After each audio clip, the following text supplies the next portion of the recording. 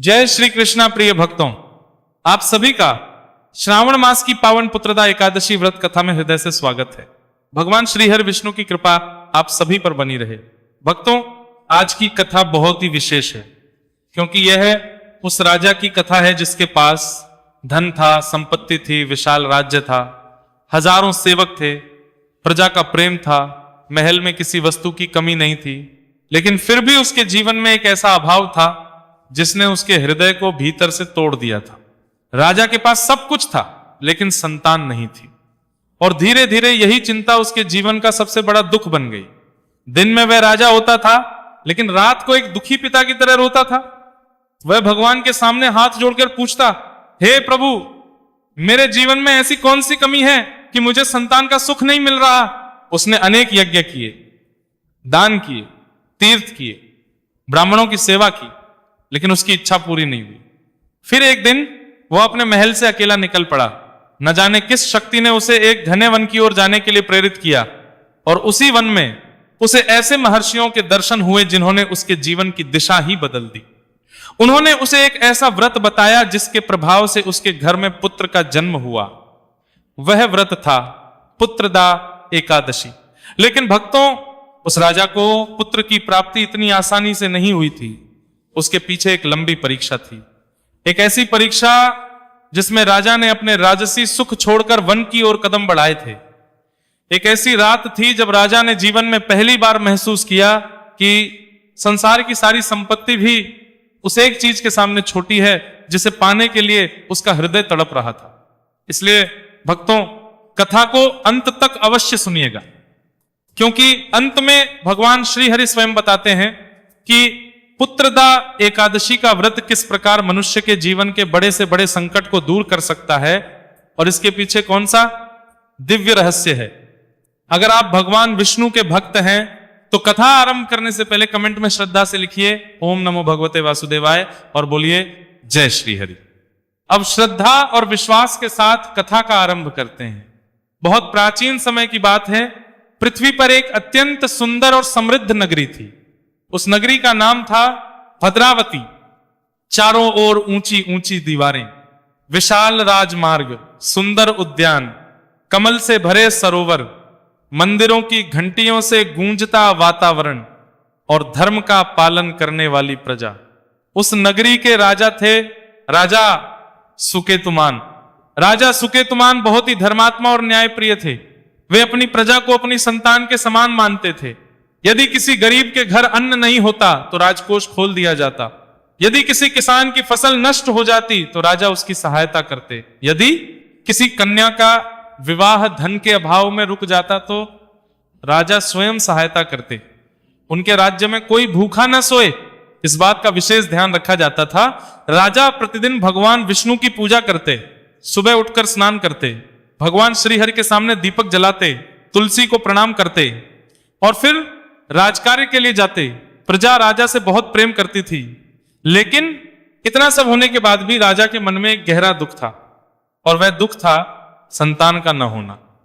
राजमहल बहुत विशाल था, सैकड़ों कमरे थे, दास दासियां थीं, सोने चांदी के आभूषण थे, हर प्रकार की सुख सुविधा थी, लेकिन महल में एक चीज की कमी थी, बच्चों की किलकारी। राजा जब कभी दूसरे राजाओं के बच्चों को देखता तो उसका हृदय भर आता। जब किसी उत्सव में छोटे छोटे बच्चे अपने माता पिता की उंगली पकड़कर चलते तब राजा कुछ क्षण उन्हें देखता रहता, फिर उसकी आंखें झुक जाती। रानी शैव्या भी यही दुख अपने हृदय में छिपाए रहती थी। रानी बहुत ही पतिव्रता और धार्मिक थी। वह प्रतिदिन भगवान विष्णु के सामने दीपक जलाकर प्रार्थना करती है, हे श्री हरि, यदि हमने जाने अनजाने कोई अपराध किया है तो हमें क्षमा कर दीजिए, हमारे जीवन में संतान का सुख प्रदान कीजिए। लेकिन समय बीतता गया, वर्ष पर वर्ष बीतते गए, फिर भी उनकी गोद सुनी रही। एक दिन राजा राज्यसभा में बैठे थे, मंत्रियों के साथ राज्य के विषय में चर्चा चल रही थी। तभी एक मंत्री ने राजा से कहा, महाराज, पड़ोसी राज्य के राजा ने अपने पुत्र के जन्म के अवसर पर एक बड़ा उत्सव रखा है। राजा ने मुस्कुराने की कोशिश की। उन्होंने कहा, यह तो बहुत अच्छी बात है, हमारे राज्य की ओर से भी उन्हें शुभकामनाएं भेजी जाएं। मंत्री चला गया, लेकिन राजा की आंखों में आंसू आ गए। सभा समाप्त होने के बाद राजा अपने कक्ष में चले गए। रानी ने उन्हें देखा तो पूछा, स्वामी, आज आपका मन इतना उदास क्यों है? राजा कुछ देर मौन रहे, फिर बोले, देवी, मैं राजा हूं लेकिन अपने ही जीवन की सबसे बड़ी इच्छा के सामने स्वयं को असहाय पाता हूं। रानी ने उनके हाथ पकड़ लिए। राजा बोले, मेरे बाद इस राज्य का क्या होगा? मेरी मृत्यु के बाद इस राज सिंहासन पर कौन बैठेगा? मेरी प्रजा का क्या होगा? रानी ने कहा, स्वामी, ये सब भगवान की इच्छा पर छोड़ दीजिए। राजा बोले, मैंने भगवान की पूजा में कोई कमी नहीं रखी, फिर भी मेरी गोद खाली क्यों है? रानी के पास कोई उत्तर नहीं था। दोनों पति पत्नी उस रात देर तक भगवान श्रीहरि का नाम लेते रहे। दिन बीतते गए। अब राजा का मन राजकाज में भी नहीं लगता था। मंत्री कोई महत्वपूर्ण बात बताते तो राजा कुछ क्षण बाद भूल जाते। प्रजा के सामने वे सामान्य बने रहने का प्रयास करते, लेकिन अकेले होते ही उनका चेहरा उदासी से भर जाता। एक रात राजा ने रानी से कहा, देवी, अब मैं इस राजमहल में नहीं रह सकता। रानी घबरा गई। उन्होंने पूछा, आप ऐसा क्यों कह रहे हैं? राजा बोले, मैं कुछ समय के लिए वन में जाना चाहता हूं। शायद एकांत में जाकर भगवान का ध्यान करने से मेरे मन को शांति मिले। रानी ने कहा, मुझे भी अपने साथ ले चलिए। राजा ने मना किया, नहीं देवी, राजमहल और राज्य की व्यवस्था तुम्हें संभालनी होगी, मैं अकेला जाऊंगा। रानी की आंखों में आंसू आ गए, लेकिन उन्होंने पति के निर्णय का विरोध नहीं किया। अगली सुबह राजा ने राजमुकुट उतार दिया, साधारण वस्त्र पहने, कुछ आवश्यक वस्तुएं ली और बिना किसी को बताए महल से निकल पड़े। राजा कई योजन दूर तक चलते गए। पहले रास्ते में गांव मिले, फिर खेत समाप्त हो गए, फिर पेड़ बढ़ते गए और धीरे धीरे वह एक घने वन में प्रवेश कर गए। वन में चारों ओर पक्षियों की आवाजें थीं। कहीं हिरण दौड़ रहे थे, कहीं मोर नृत्य कर रहे थे, कहीं झरने बह रहे थे, लेकिन राजा के मन में शांति नहीं थी। वे चलते रहे और आखिरकार बहुत दूर निकल गए। सूर्य पश्चिम की ओर झुकने लगा। राजा थक चुके थे, उन्हें प्यास लगी। तभी दूर से जल की ध्वनि सुनाई दी। राजा उस दिशा में बढ़े। कुछ दूर जाने पर उन्हें एक सुंदर सरोवर दिखाई दिया। सरोवर का जल निर्मल था, उसमें कमल खिले थे। किनारे पर अनेक पक्षी बैठे थे और उसी सरोवर के पास राजा ने एक अद्भुत दृश्य देखा। सरोवर के किनारे अनेक वैश्य मुनि बैठे थे। वे वेद मंत्रों का उच्चारण कर रहे थे। वातावरण में ऐसी शांति थी कि राजा का मन कुछ क्षण के लिए अपने सारे दुख भूल गया। उन्होंने दूर से ही हाथ जोड़ लिए, फिर धीरे धीरे आगे बढ़े। राजा ने देखा कि वे सभी महर्षि अत्यंत तेजस्वी थे। उनके मुख पर दिव्य आभा थी। उनके शरीर से ऐसा प्रकाश निकल रहा था मानो वर्षों की तपस्या ने उनके भीतर सूर्य का तेज भर दिया हो। राजा समझ गए कि ये साधारण ऋषि नहीं है। वे भूमि पर दंडवत होकर बोले, ऋषिवरों, मैं आपका शरणागत हूं, कृपया मुझे आशीर्वाद दीजिए। एक महर्षि ने आंखें खोली। उन्होंने राजा की ओर देखा और मुस्कुराकर बोले, राजन, तुम भद्रावती के राजा सुकैतुमान हो। राजा आश्चर्यचकित रह गए। उन्होंने कहा, भगवान, आपने मुझे पहचान लिया? महर्षि बोले, जिसे संसार नहीं पहचानता उसे ऋषियों की दृष्टि पहचान लेती है। तुम्हारे मुख पर राजसी तेज तो है, लेकिन हृदय में गहरा दुख भी है। बताओ, तुम्हें कौन सी चिंता वन तक खींच लाई? राजा की आंखों से आंसू बहने लगे। उन्होंने कहा, महर्षियों, मेरे पास संसार की हर वस्तु है, लेकिन मेरे जीवन में संतान का सुख नहीं है। मैं राजा होकर भी स्वयं को अत्यंत असहाय अनुभव करता हूं। राजा ने हाथ जोड़कर कहा, मैंने अनेक यज्ञ किए, दान दिए, ब्राह्मणों की सेवा की, भगवान विष्णु की पूजा की, फिर भी मेरी गोद सूनी है। मुझे समझ नहीं आता कि मेरी कौन सी भूल के कारण मुझे यह दुख मिल रहा है। ऋषियों ने एक दूसरे की ओर देखा। फिर उनमें से एक महर्षि बोले, राजन, तुम्हारा दुख वास्तविक है, लेकिन चिंता मत करो, आज तुम्हारे जीवन में परिवर्तन का समय आ गया है। राजा ने उत्सुक होकर पूछा, क्या मेरे दुख का कोई उपाय है? महर्षि बोले, हां, ऐसा उपाय है जिसे स्वयं भगवान श्री हरि ने अत्यंत पुण्यदायक बताया है। राजा की आंखों में आशा की किरण दिखाई दी। उन्होंने पूछा, कौन सा उपाय? प्रभु, महर्षि ने कहा, श्रावण शुक्ल पक्ष की एकादशी, इसे पुत्रदा एकादशी कहा जाता है। राजा ध्यान से सुनने लगे। महर्षि बोले, राजन, जो मनुष्य श्रद्धा और नियम पूर्वक पुत्रदा एकादशी का व्रत करता है, भगवान श्रीहरि उसकी मनोकामना पूर्ण करने की कृपा करते हैं। राजा ने पूछा, क्या इस व्रत से मेरी गोद भी भर सकती है? महर्षि बोले, यदि तुम्हारी श्रद्धा सच्ची है और तुम्हारा संकल्प धर्मपूर्ण है, तो भगवान विष्णु की कृपा से तुम्हारी मनोकामना पूर्ण हो सकती है। राजा ने हाथ जोड़ लिए, लेकिन उनके मन में एक प्रश्न था। उन्होंने कहा, महर्षिवर, मैं इस व्रत को किस प्रकार करूं, मुझे इसका पूरा विधान बताइए। महर्षि बोले, पहले पुत्रदा एकादशी की कथा सुनो, क्योंकि व्रत केवल भूखा रहने का नाम नहीं है। व्रत का अर्थ है अपने मन को भगवान के चरणों में स्थिर करना। राजा ध्यान पूर्वक बैठ गए और व्रतस्य ने पुत्रदा एकादशी की महिमा सुनानी प्रारंभ की। महर्षि बोले, प्राचीन समय में धर्मराज युधिष्ठिर ने भगवान श्री कृष्ण से पूछा था, हे प्रभु, श्रावण शुक्ल पक्ष की एकादशी का क्या नाम है, इसका क्या महत्व है और इसे करने से मनुष्य को क्या फल प्राप्त होता है। भगवान श्री कृष्ण ने कहा, हे धर्मराज, श्रावण शुक्ल पक्ष की एकादशी को पुत्रदा एकादशी कहा जाता है। यह अत्यंत पवित्र और पुण्यदायिनी है। जो मनुष्य श्रद्धा पूर्वक इस व्रत का पालन करता है और भगवान विष्णु की आराधना करता है, उसे श्रीहरि की कृपा प्राप्त होती है। भगवान श्री कृष्ण ने आगे कहा, इस व्रत का महत्व केवल संतान प्राप्ति तक सीमित नहीं है, यह मनुष्य को संयम, भक्ति, दया और भगवान के प्रति समर्पण की शिक्षा देता है। राजा सुकेतुमान यह कथा सुनते हुए भाव विभोर हो गए। महर्षि बोले, राजन, तुम भी इस व्रत को श्रद्धा से करो। एकादशी के दिन भगवान श्रीहरि का पूजन करो, रात्रि में जागरण करो, विष्णु नाम का स्मरण करो, द्वादशी के दिन विधि पूर्वक पारण करो और ब्राह्मणों तथा जरूरतमंदों को भोजन कराओ। राजा ने कहा, महर्षिवर, मैं ऐसा ही करूंगा। नशियों ने उन्हें आशीर्वाद दिया, लेकिन राजा को अभी यह नहीं पता था कि उनके जीवन की सबसे कठिन परीक्षा अब शुरू होने वाली थी।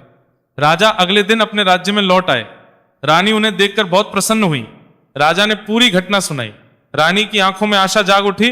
उन्होंने कहा, स्वामी, यदि भगवान श्रीहरि ने यह मार्ग दिखाया है तो हम पूरी श्रद्धा से इसका पालन करेंगे। एकादशी का दिन निकट आ गया। राजा और रानी ने स्वयं को व्रत के लिए तैयार किया। उन्होंने घर की सभी आवश्यक व्यवस्थाएं की। भगवान विष्णु का सुंदर मंदिर सजाया, तुलसी दल की व्यवस्था की, पीत वस्त्र भगवान को अर्पित किए, घी का दीपक जलाया और दोनों ने भगवान श्रीहरि के सामने हाथ जोड़कर कहा, हे नारायण, यदि हमारी इच्छा धर्म के अनुरूप है, यदि हमारे जीवन में संतान का सुख लिखा है, तो अपनी कृपा से हमारी गोद भर दीजिए। एकादशी का दिन आया। अंततः वो पवित्र दिन आ गया। राजा ने प्रातःकाल स्नान किया, स्वच्छ वस्त्र पहने, भगवान विष्णु की पूजा की, तुलसी दल अर्पित किया, धूप और दीप जलाया और व्रत का संकल्प लिया। रानी ने भी भगवान के सामने दीपक जलाया। दोनों दिन भर भगवान श्री हरि का नाम लेते रहे। समय धीरे धीरे बीतता गया। दोपहर हुई, फिर शाम हुई, फिर रात होने लगी। भूख और प्यास का अनुभव होने लगा, लेकिन राजा और रानी अपने संकल्प पर अडिग रहे। रात को राजमहल में भगवान विष्णु के भजन होने लगे। ओम नमो भगवते वासुदेवाय, श्री हरि विष्णु भगवान की जय।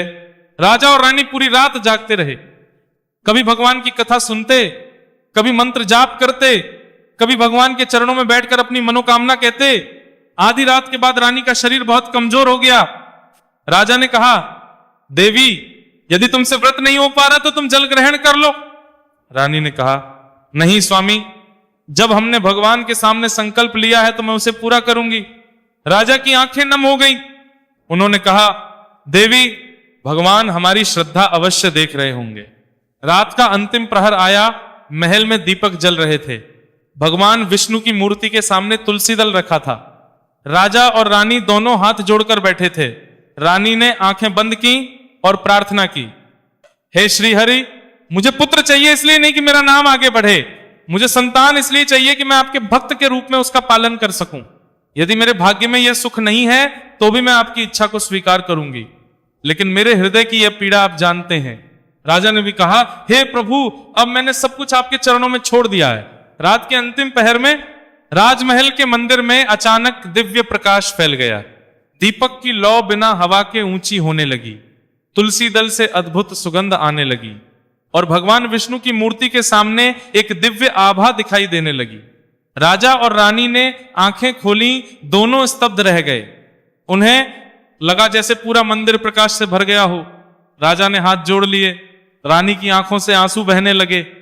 उन्हें भीतर से ऐसा अनुभव हुआ मानो स्वयं भगवान श्री हरि कह रहे हो, भक्तों, तुम्हारी श्रद्धा मैंने स्वीकार कर ली है। कुछ समय बाद रानी के जीवन में शुभ संकेत दिखाई देने लगे। राजमहल में उत्सव की तैयारी होने लगी। समय आने पर रानी ने एक सुंदर और तेजस्वी पुत्र को जन्म दिया। पूरे राज्य में आनंद छा गया। राजा सुकेतुमान ने भगवान श्रीहरि के मंदिर में जाकर दंडवत प्रणाम किया। उनकी आंखों से आंसू बह रहे थे। उन्होंने कहा, हे नारायण, आपने मेरी लाज रख ली। पूरे राज्य में दान दिया गया, गरीबों को भोजन कराया गया, ब्राह्मणों का सम्मान किया गया, मंदिरों में दीप जलाए गए और राजा ने घोषणा की, आज से हमारे राज्य में पुत्रदा एकादशी के दिन भगवान श्रीहरि की विशेष पूजा और कथा का आयोजन किया जाएगा। भक्तों, यहां कथा हमें एक बहुत गहरी बात समझाती है। पुत्रदा एकादशी को केवल पुत्र प्राप्ति के लिए किया जाने वाला व्रत मानना इसके महत्व को छोटा कर देना होगा। इस व्रत का वास्तविक संदेश है भगवान के सामने अपने अहंकार को छोड़ देना। राजा के पास सब कुछ था, लेकिन जब उसकी इच्छा पूरी नहीं हुई तो उसने समझा कि मनुष्य कितना भी शक्तिशाली क्यों ना हो, अंततः उसे भगवान की शरण में जाना ही पड़ता है। एकादशी हमें अपनी इंद्रियों पर संयम रखना सिखाती है, मन को भगवान के नाम में लगाना सिखाती है और यह विश्वास देती है कि जब मनुष्य अपनी चिंता भगवान को सौंप देता है तो उसके भीतर शांति उत्पन्न होने लगती है। भक्तों, यदि आप पुत्रदा एकादशी का व्रत कर रहे हैं तो भगवान से केवल अपनी इच्छा पूरी करने की प्रार्थना न करें। भगवान से यह भी कहें, हे श्रीहर, मुझे सही मार्ग पर चलने की बुद्धि दीजिए, मेरे घर में सुख शांति रखिए, मेरे परिवार में प्रेम बनाए रखिए, मेरे मन से अहंकार और क्रोध दूर कीजिए, मुझे आपकी भक्ति में स्थिर रखिए। और यदि संतान की इच्छा है तो भगवान से अपनी मनोकामना कहिए, लेकिन साथ में यह भी कहिए, हे प्रभु, आपकी इच्छा सर्वोपरि है, मुझे आपकी इच्छा स्वीकार करने की शक्ति दीजिए।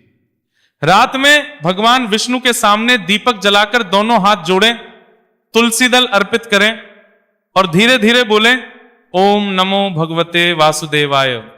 फिर भगवान से कहें, हे श्रीहरि, जैसे आपने राजा सुकेतुमान की पुकार सुनी, वैसे ही मेरी पुकार भी सुन लीजिए। मेरे जीवन के सभी दुखों को दूर कर दीजिए और मुझे अपनी भक्ति प्रदान कीजिए।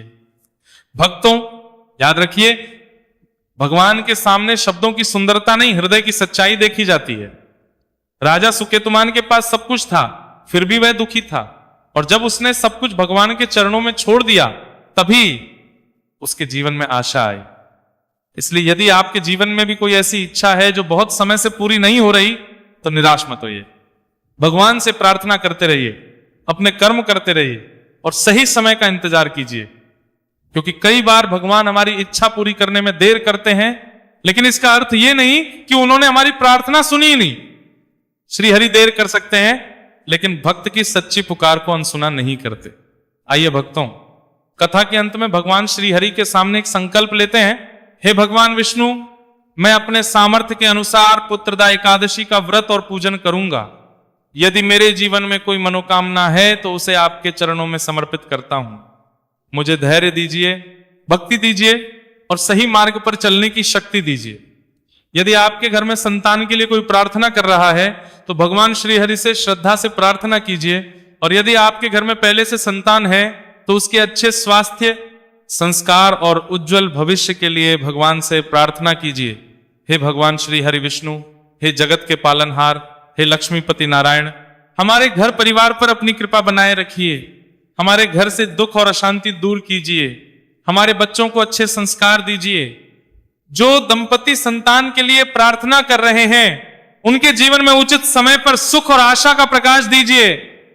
जो माता पिता अपनी संतान को लेकर चिंतित हैं, उनकी चिंता दूर कीजिए। जो भक्त आर्थिक परेशानी में हैं, उन्हें परिश्रम और सही मार्ग का फल दीजिए।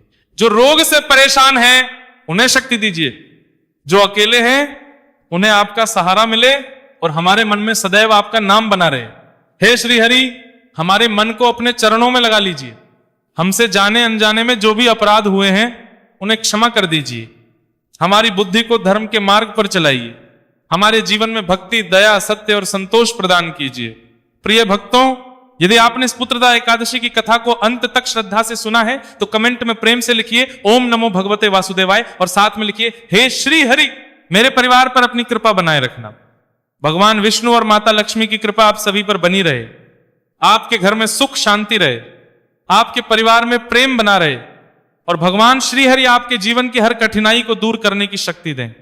भगवान श्री हरि विष्णु भगवान की जय, माता लक्ष्मी की जय, माता पुत्रदा एकादशी माता की जय। माता ओम नमो भगवते वासुदेवाय।